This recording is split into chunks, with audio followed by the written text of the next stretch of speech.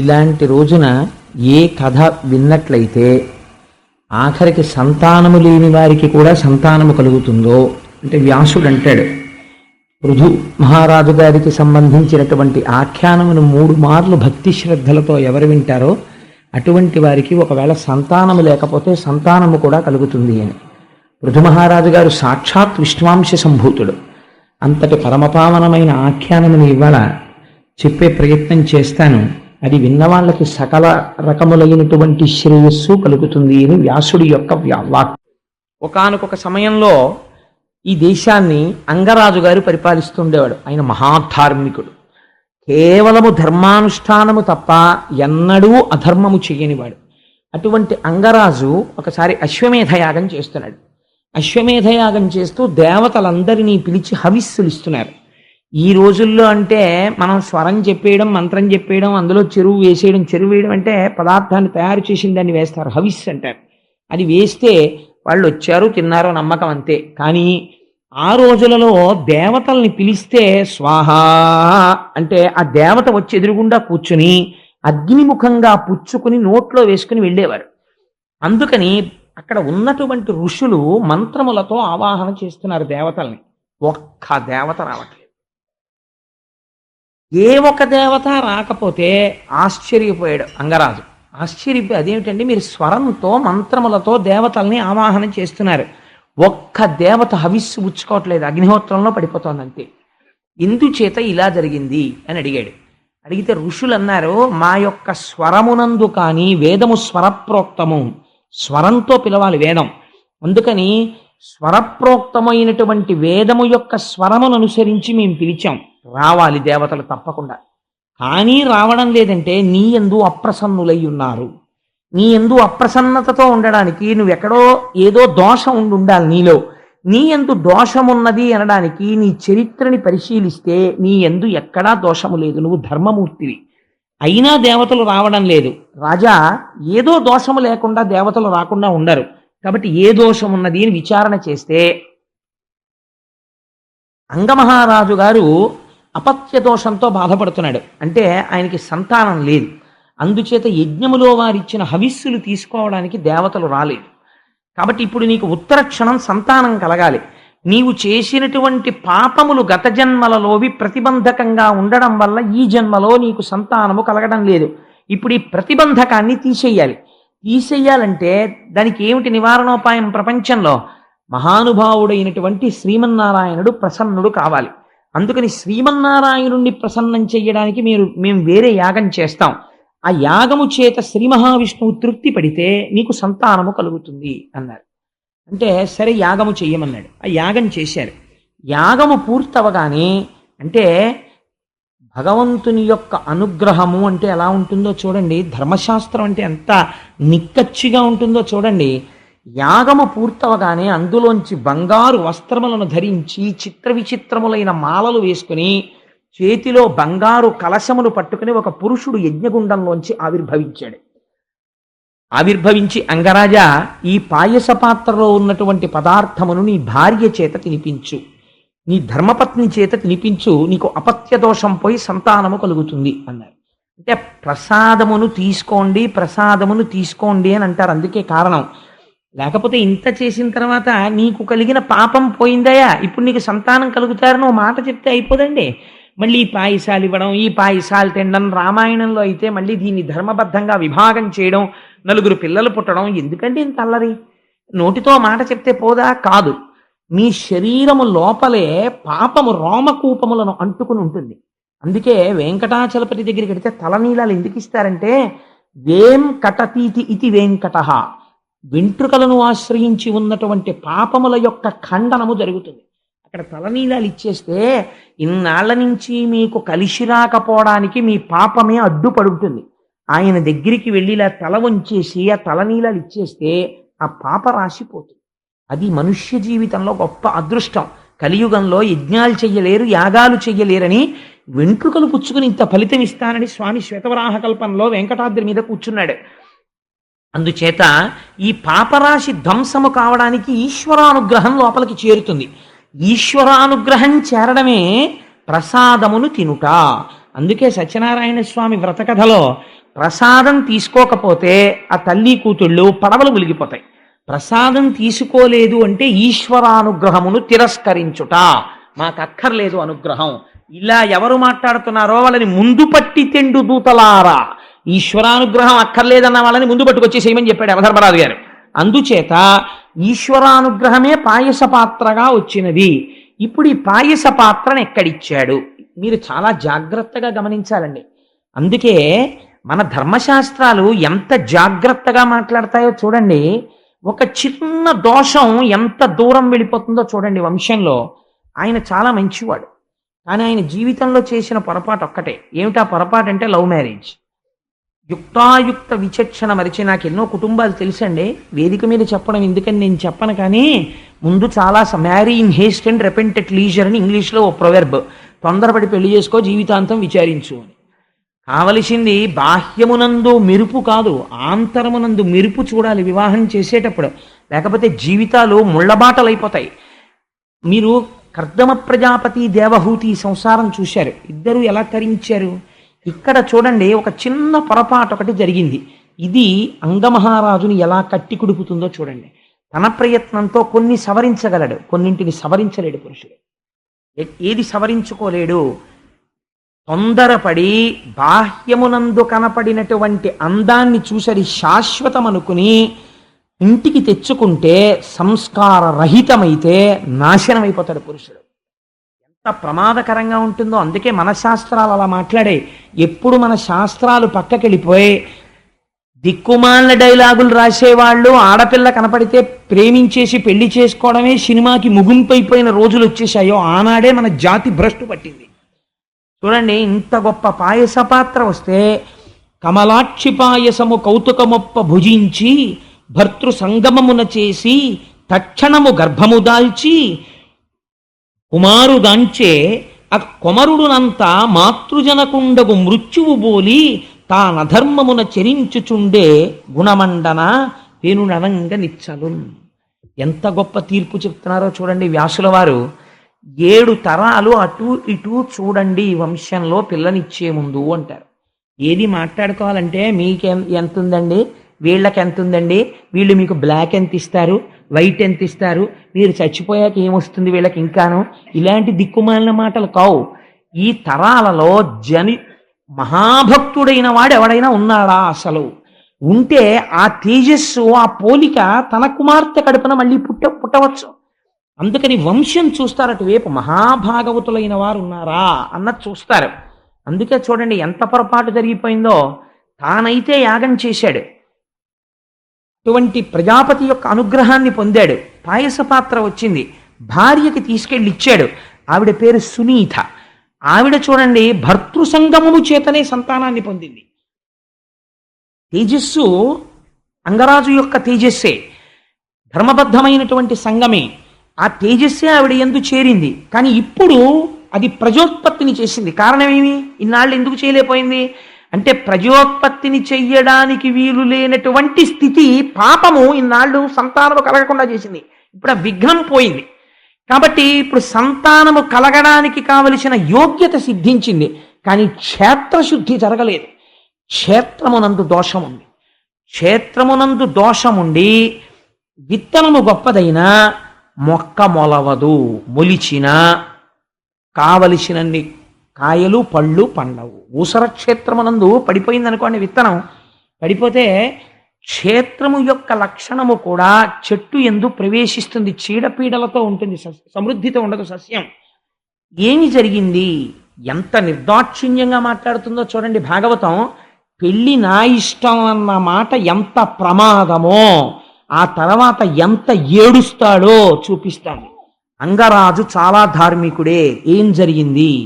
ఆయనకి వివాహము చేసినప్పుడు మృత్యువు యొక్క కుమార్తె అయిన సునీధనిచ్చి వివాహం చేశారు.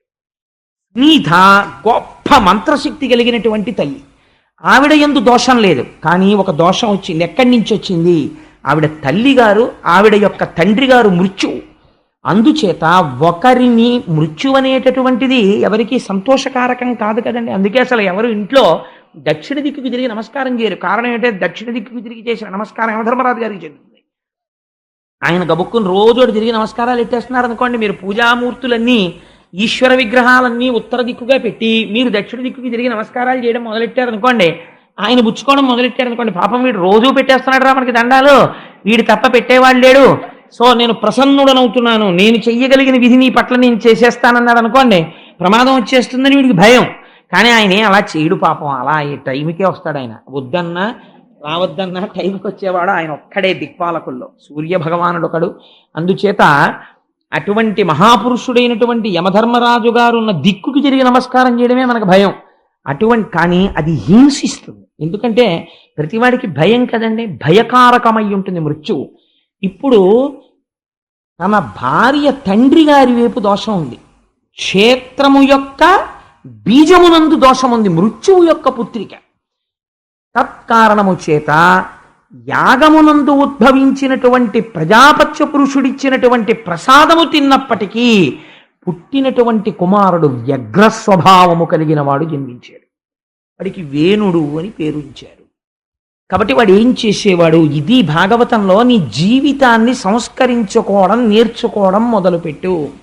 అన్నిటికన్నా చాలా జీవితంలో గొప్ప విషయం ఏదో తెలుసా అండి, వివాహమే. ఎందుకో తెలుసా, వివాహం అనే సంస్కారం మనిషిని ఎటువైపుకైనా తిప్పేస్తుంది. ఒక్కొక్కసారి మహాభక్తుడైనటువంటి వాళ్ళ కుటుంబంలో పుట్టినవాడు ఉంటాడు. నేను వేదిక మీద చెప్పవచ్చో చెప్పకూడదో నాకు తెలియదు, కానీ ఒక ఉదాహరణ చెప్తాను, పేర్లు చెప్పకుండా. నాకు తెలిసి చాలా ధార్మికమై చాలా భగవంతుని పట్ల నిష్ఠ కలిగినటువంటి ఒక కుటుంబంలో ఒకే ఒక కొడుకు ఉండేవాడు. అతను చాలా మంచివాడు.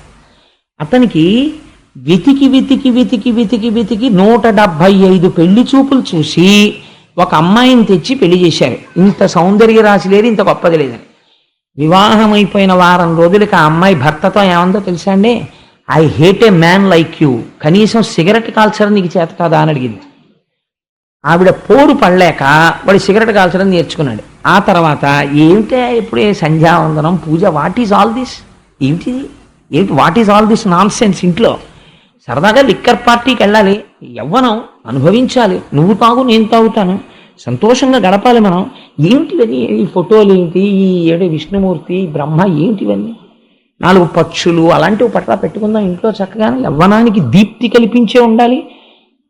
క్రమక్రమంగా ఇవాళ ఆయన ఏ స్థితికి చేరాడో తెలుసా అండి, తన తల్లి మరణిస్తే తల్లిగారి శవాన్ని 4 శవవాహకులు పట్టుకుని తీసుకెళ్లేటటువంటి వైదిక ప్రక్రియను తను అంగీకరించలేదు. పక్షులు తింటే కడుపు నిండుతుంది, అలా చెయ్యాలి, నేను సముద్రపు ఒడ్డున పారేస్తానన్నాడు.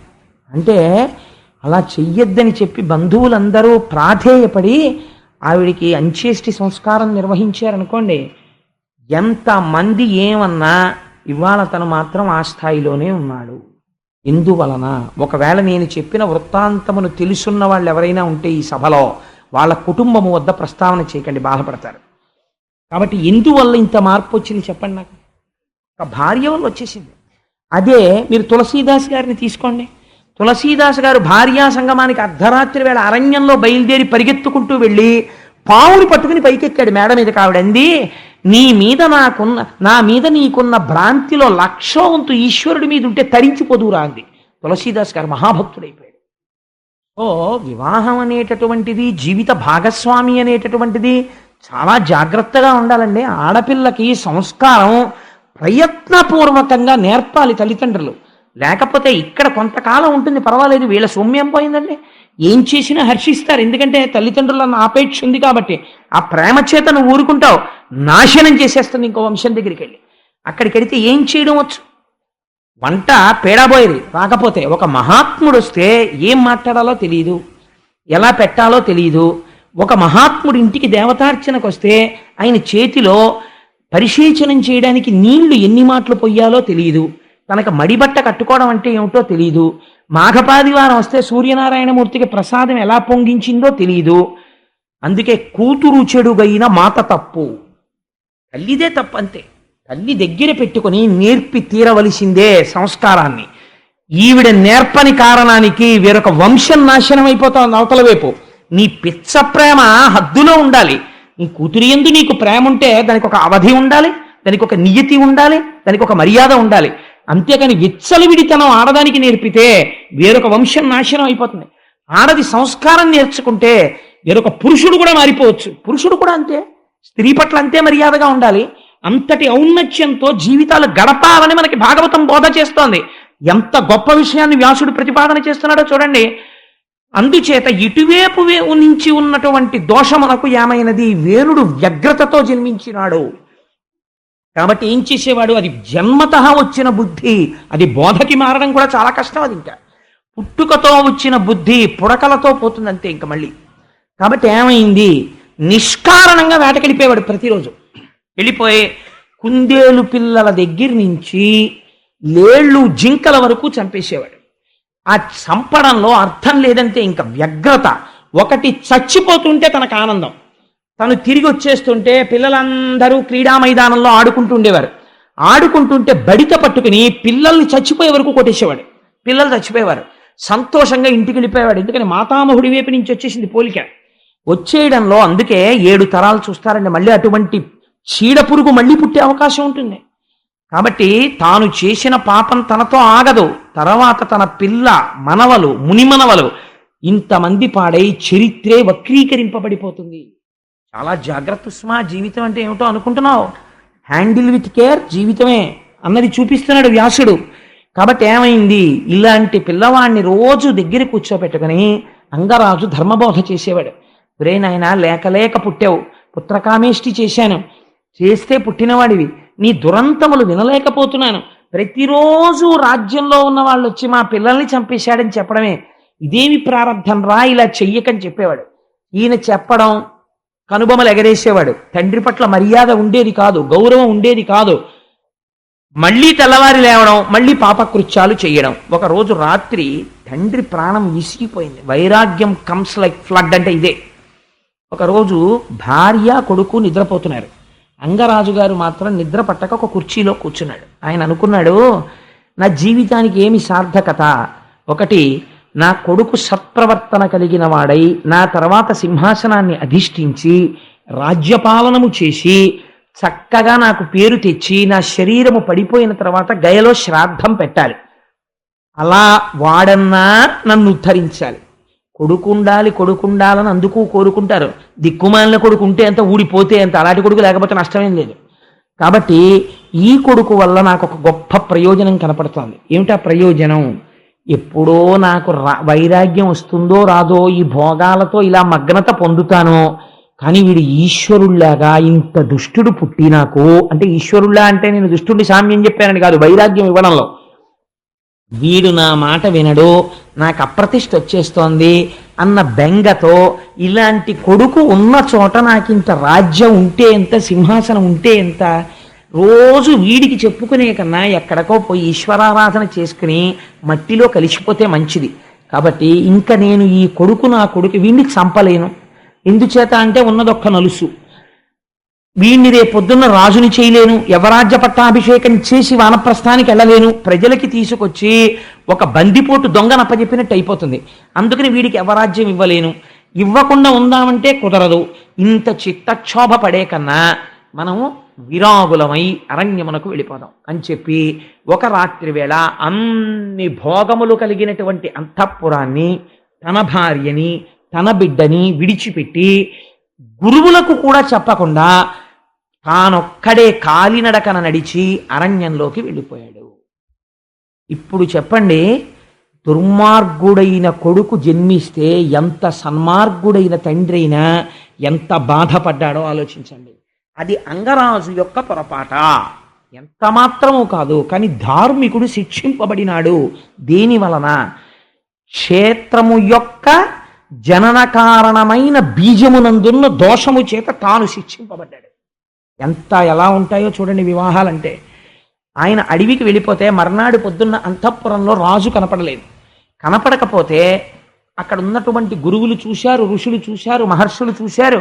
అరెరే, కనపట్టలేదు రాజు, రాజు లేకపోతే రాజ్యం క్షోభిస్తుంది, కాబట్టి మనం ఉత్తర క్షణం రాజుని తీసుకురావాలని చెప్పి అరణ్యాలలోకి వెళ్ళి వెతికారు. ఎక్కడ వెతికినా రాజు కనపడలేదు. తిరిగి వచ్చేశారు. వచ్చేసి ఇప్పుడు ఉన్నవాడెవరు, ఉత్తరాధికారి రాజకుమారుడు వేణుడే కనుక ఏమో చూద్దాం, ఈశ్వరుడి అనుగ్రహం, మనమెందుకు ఆయన కొడుకు రాజు కాకుండా మనం అడ్డుపడాలి?